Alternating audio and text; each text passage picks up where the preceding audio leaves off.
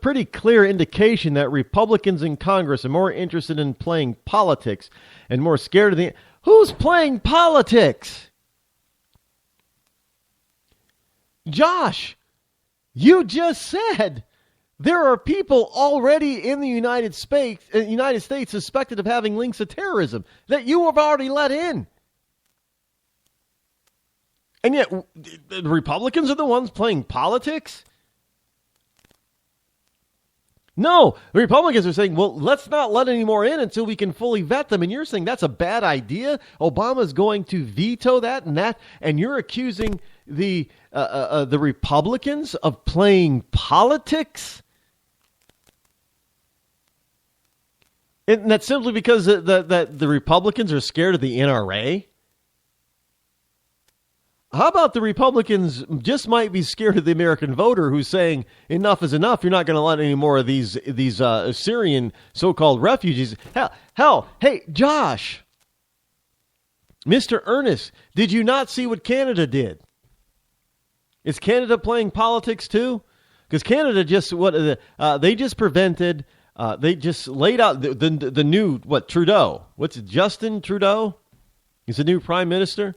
You know, the hunky prime minister, I don't know, what is he, like 40 or something? The hunky young prime minister of the Great White North now, an ultra-liberal. They're saying, I heard today that they're cutting off, that no more fighting age single males will be allowed into Canada. So basically, anybody who is a single male from like 17 to 35 or 40, you're not getting into Canada according to this new procedure or policy in Canada from Justin Trudeau's government.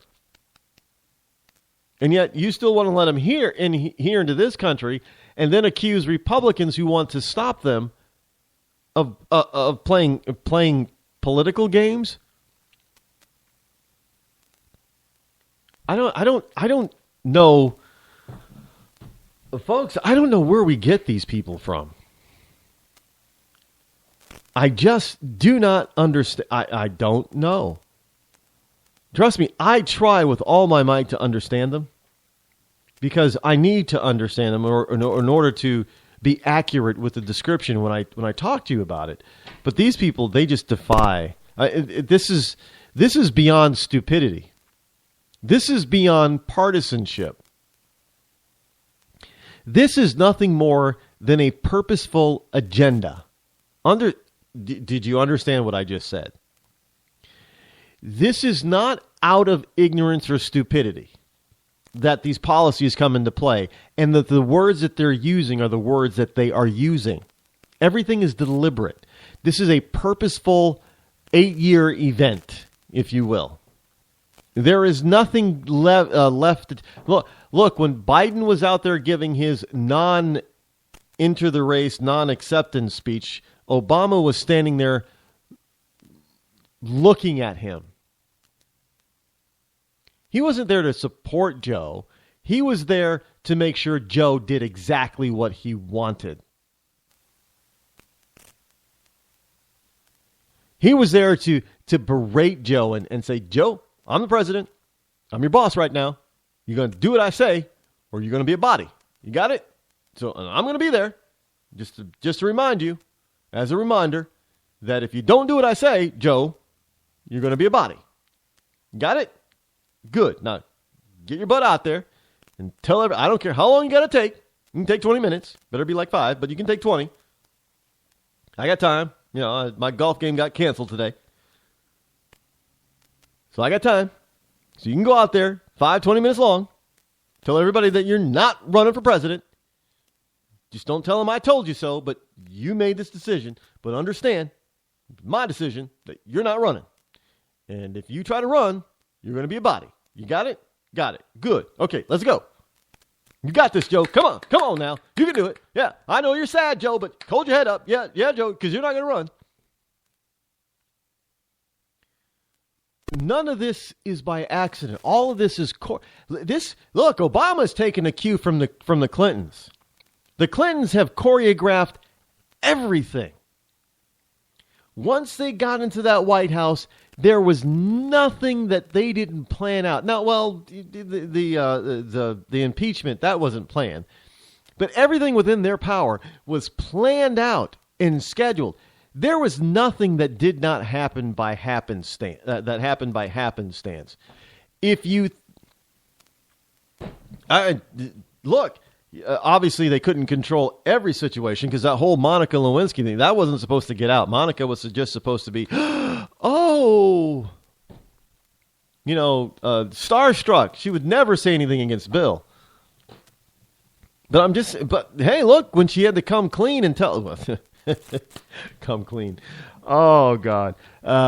When she ended up telling the truth, can I know this is live radio, but can I erase that part? That was probably pretty bad to say it that way. I caught myself too late. Well, it's out there now. I know some people are going to be like, well, wait, let me hit the rewind button. If they're hearing this you're probably going to go back and try to listen to this. If you're listening to it live, you're probably going to try to find out how you can listen to this program on a replay. And you're going to rewind to this particular point in the program to see what I said. Because some of you probably missed what I said. I know you did. And that's a good thing. Some of you probably got it. Because I know my listeners out there, most of you are pretty quick, but some of you, especially those in Rush Limbaugh's Rio Linda and you liberal nut jobs out there and you libertarian idiosos, you probably didn't get it. But, yeah. When Monica Lewinsky, all right, now I got to change subjects because now I keep thinking of what I just said and it's just not working anymore. I cannot. Monica, well, I can because I'm a professional, but Monica Lewinsky tried to tell the truth when she wasn't supposed to. And she got ripped apart. Now, if you think anybody else inside the White House now is going to tell the truth about what Obama has been doing the past 7 years, so up to this point, and what he wants to do for 8 years, you are out of luck. Nobody's going to do it. They remember what the Clintons did. They understand that Obama is just as ruthless as the Clintons. Now, granted, we can't really say that there are a lot of bodies under Obama as there were under Clinton, but don't think that that's not possible. And the Clintons are ruthless, but Obama is not such a pretty boy. Like, you may think you may think he's. I know some women thought he was cute. You thought he was a good-looking guy. Maybe not. I don't care. That's irrelevant. Hell, they thought that Bill Clinton was a good-looking guy too. Actually, you know what? Now that Bill Clinton's old,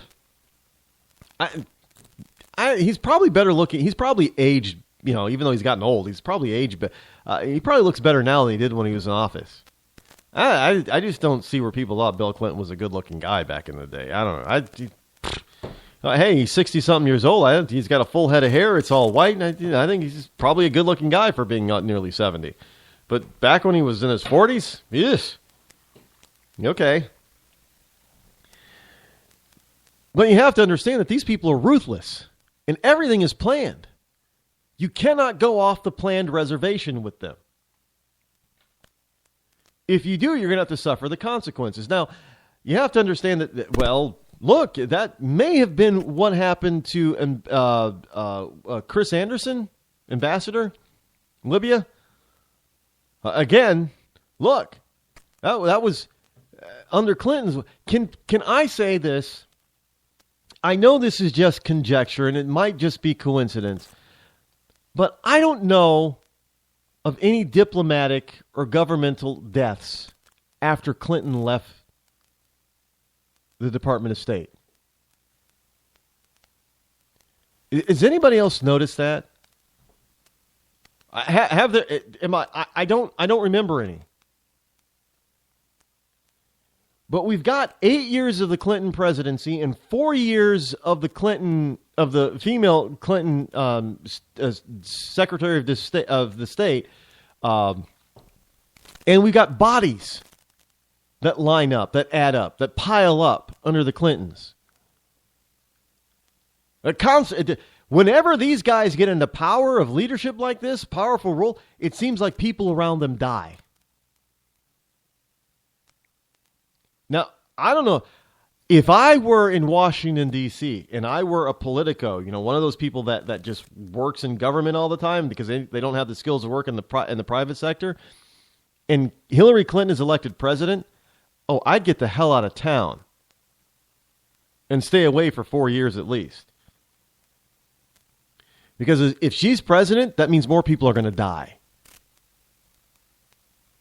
Mysteriously. Now, I'm not accusing them of murder.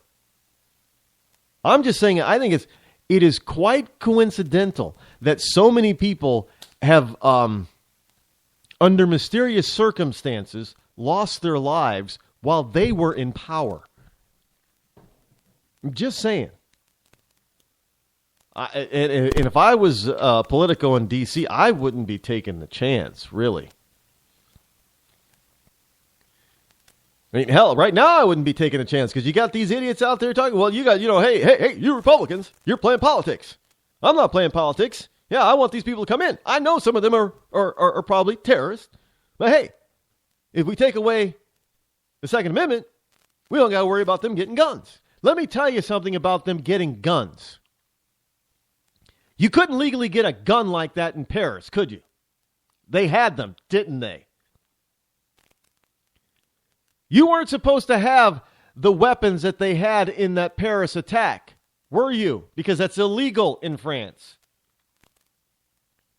So if all of that stuff that they had and were using while committing the attacks in Paris were illegal, and none of the law-abiding Parisians had them, then how did these terrorists get them if all that stuff was illegal? So, hey, Mr. Ernest, if you take away the Americans' law-abiding citizens' right to own, hold, and have firearms, how is that going to keep the criminal from getting them? Because we've just seen a major attack where more than 130 people lost their lives. But yet there were strict gun laws in place that these terrorists weren't supposed to be able to get guns, right? Right. Well, okay. So right now we know that there are terrorists in this country that your administration, Mr. Ernest, let them in. You want to let in more. And your answer to this problem is not to stop the flow of more of these people coming in, but to take away everybody else's right to defend themselves. So we can be like Paris. How is that reasonable? How is it the Republicans are the one playing politics? I don't, folks, it is what it is. But you know what it is. Well, we are coming close to the end of the program for tonight, so I just wanted to say, because I will probably be traveling tomorrow at this time, visiting my mommy for Thanksgiving. So I want everybody to have a wonderful and safe holiday. Be here for the rest of the week this time for special stuff. Maybe I'll pull some stuff back from way long ago. You're going to want to listen. Anyway, I'm Rod Eccles. This has been the Rod Eccles Show. Have a happy and safe Thanksgiving, everyone. See you back here next week.